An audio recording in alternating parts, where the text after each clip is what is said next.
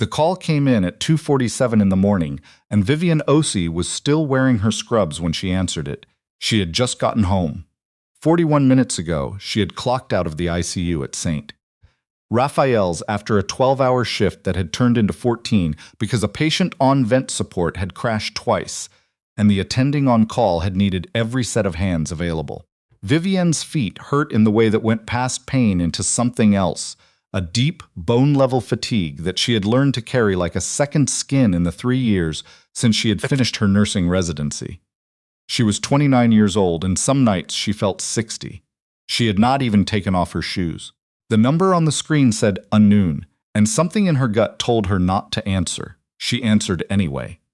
The voice on the other end was low and measured, the kind of voice that had learned to deliver bad news without inflection. He identified himself as Detective Sean Brower, Allegheny County.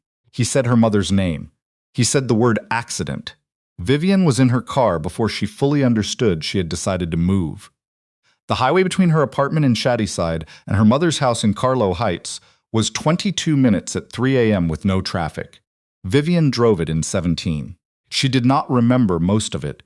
She remembered the exit ramp, the way the streetlights turned the wet pavement orange, and the feeling of her hands on the wheel as if they belonged to someone else. Her mother, Adele Osei, was 63 years old and had lived alone in the same house for 11 years, since Vivian's father had died.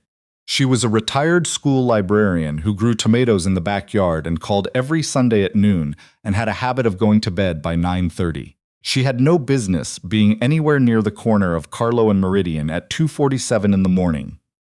That was the first thing Vivian did not understand. The second thing was the police car blocking her mother's driveway when she arrived. Not an ambulance, not paramedics.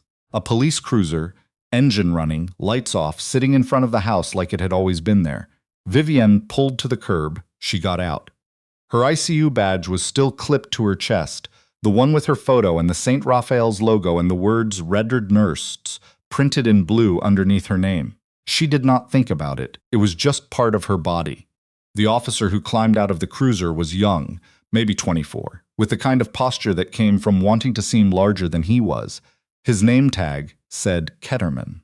He looked at her the way people sometimes looked at Vivienne when she arrived somewhere unexpected, a long, evaluating pause before any words. "Ma'am," he said, "this is an active scene. You need to step back." Vivienne told him she was Adele Osei's daughter. She told him a Detective Brower had called her. She took a step toward the front door. Ketterman stepped in front of her. "I said step back, ma'am. I'm not going to tell you again." Something cold moved through her chest. She had felt it before, not often, but enough times to recognize it.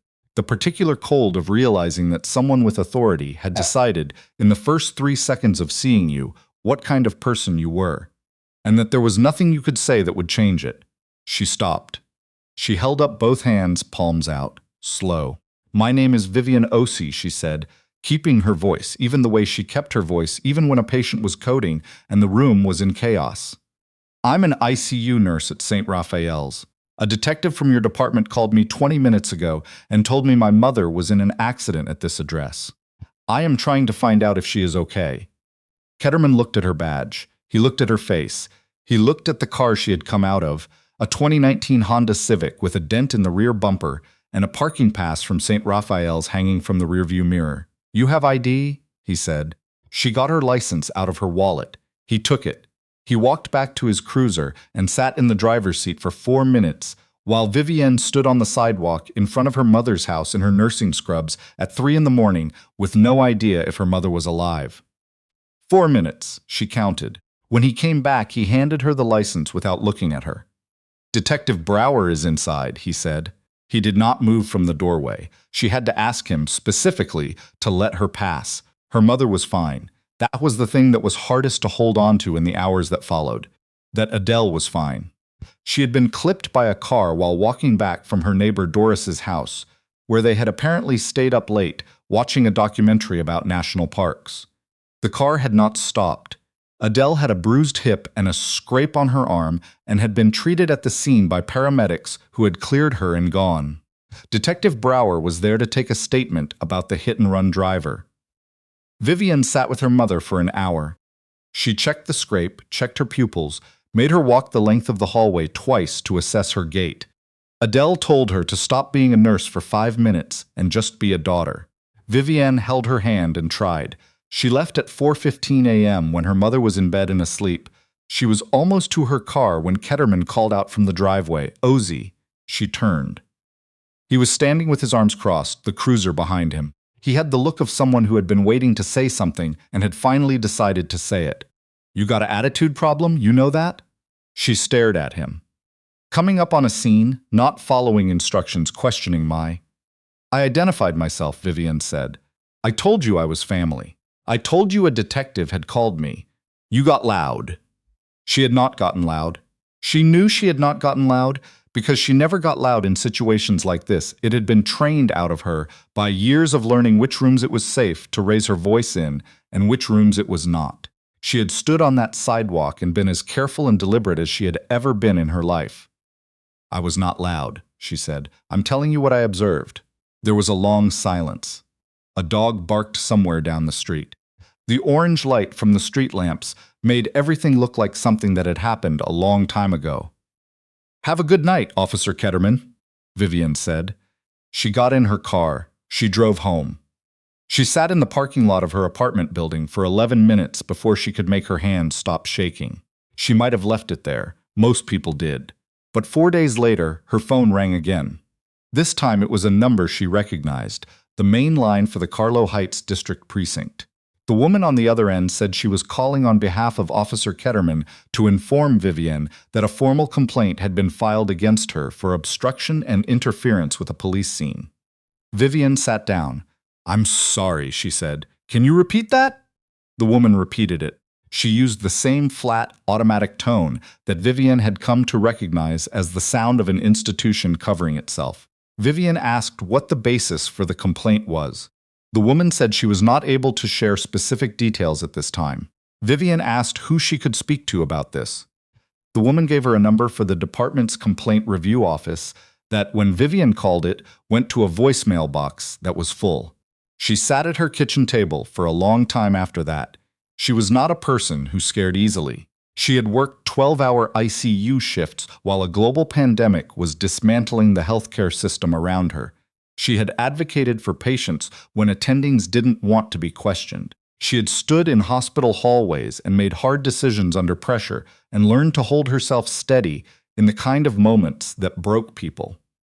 But this was different.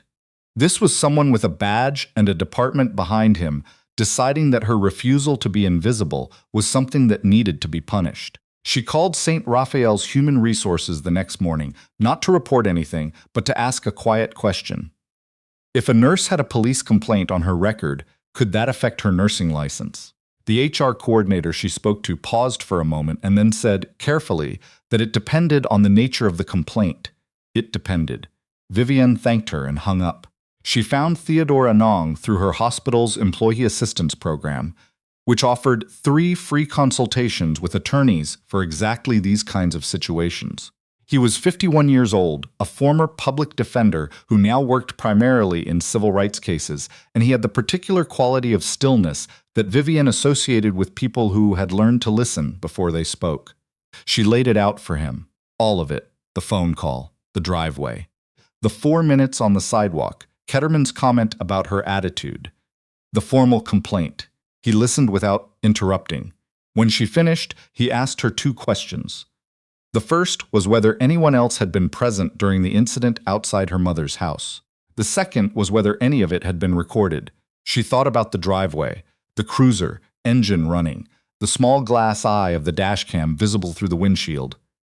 His dashcam, she said, it would have been facing the driveway. Anang wrote something down. I'm going to submit a formal request for that footage, he said. It'll take some time. In the meantime, I want you to write down everything you remember about that night. Every word, every sequence of events, the exact language he used. Do it today while it's still fresh. She went home and wrote 6 pages. The footage request took 11 days to come back, and when it did, Vivienne almost missed the call because she was in the middle of a care conference that ran long. She listened to Anong's voicemail twice, standing in the break room with her coffee going cold. He had the footage, and there was something else. She called him back as soon as she was off the floor. There's a second officer, Anang said. A sergeant. She arrived approximately 3 minutes after you got there. She was out of frame for most of the initial interaction, but she was present, and she filed her own incident report. Vivienne was quiet. Her account, Anang continued, is different from Ketterman's. The sergeant's name was Renata Holloway. She was 14 years on the force, currently assigned to the Carlow Heights district. Her incident report, filed the same night, stated that upon her arrival, she had observed Officer Ketterman in conversation with a civilian who had identified herself as the daughter of the resident and a registered nurse. The report noted that the civilian had been calm and compliant, that she had produced identification when asked, and that there was no basis in Holloway's observation for a characterization of obstruction or interference. Holloway had filed the report and then done something unusual. She had submitted it directly to her lieutenant rather than through the standard chain, with a note flagging the discrepancy. She didn't bury it, Vivienne said slowly. No, Anang said. She didn't. The next 3 weeks moved in a way that felt both very fast and very slow. Anang filed a formal response to the complaint on Vivienne's behalf, attaching the dashcam footage, which showed exactly what Sergeant Holloway's report had described, and Holloway's incident report. The formal complaint was reviewed by the district lieutenant, a man named Captain Darren Fells, who had been with the department for 22 years, and who Anang said was known for not liking loose ends. Vivienne did not go back to work, pretending nothing was happening. She told her charge nurse, Pauline, who had been a nurse for 26 years, and had the particular brand of quiet fury that long-term healthcare workers developed about systems that punished people for existing inconveniently.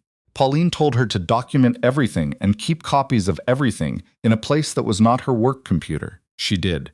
She also called her mother every night.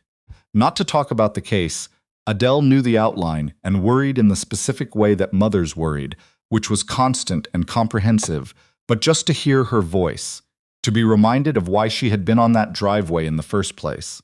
Because someone had called her and said her mother's name, and she had moved without thinking, the way she always had, the way she always would. One night, about 10 days in, her mother said, "You know what I keep thinking about?" Vivienne said she didn't. "That boy," Adele said. "Ketterman.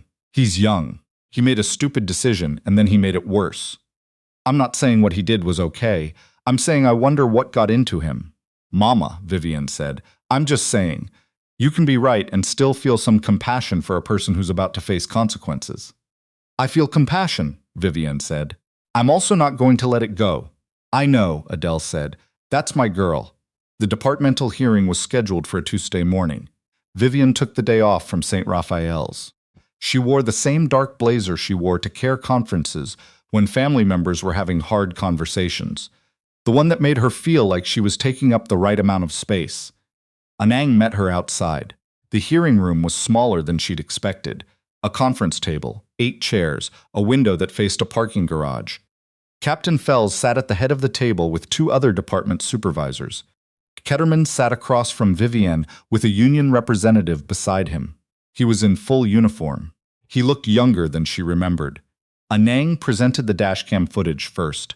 They watched it in silence, all 11 minutes and 43 seconds, from the moment Vivienne's Civic pulled to the curb to the moment she walked into her mother's house. The footage was clear. The audio was clear. Vivienne's voice was even throughout.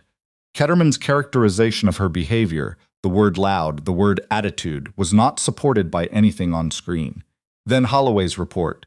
Then Holloway herself, who had been asked to attend and who sat at the end of the table with her hands folded and answered every question in the same steady, unhurried way that Vivienne recognized from the best of her own colleagues.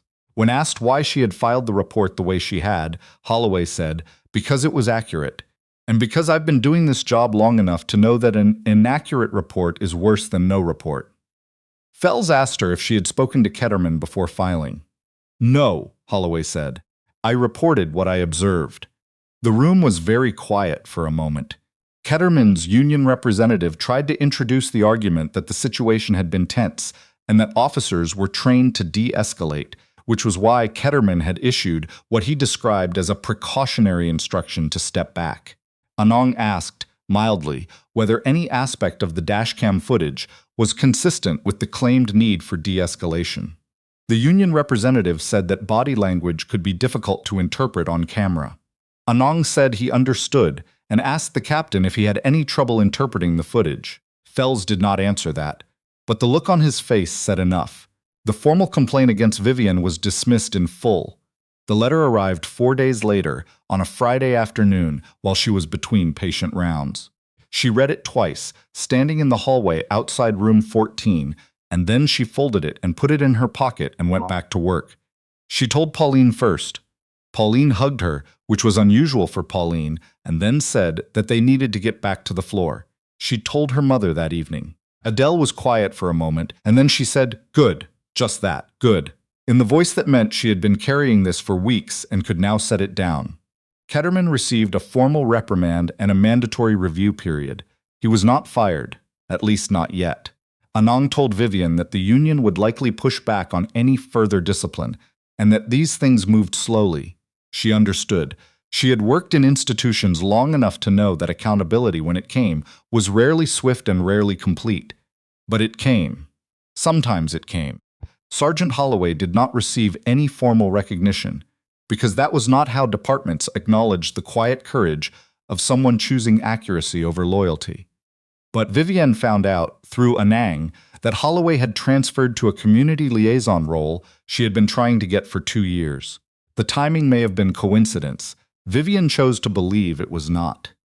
3 months later, the Carlo Heights district quietly revised its protocol for how officers were trained to document civilian interactions at secondary call scenes.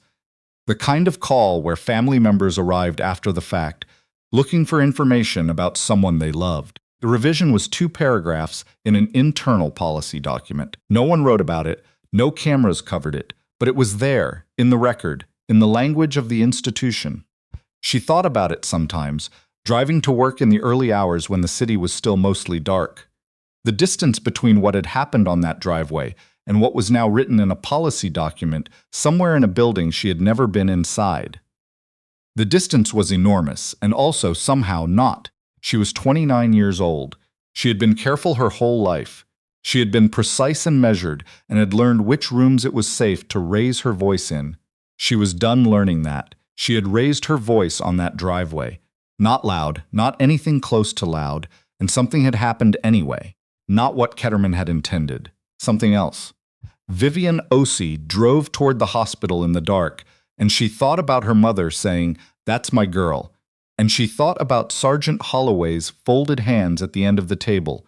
And she thought about the 2 paragraphs in the policy document that no one would ever read about her. She drove, and the city woke up around her, and she let herself feel, for just a moment, what it meant to have been seen accurately by someone who did not have to see her at all.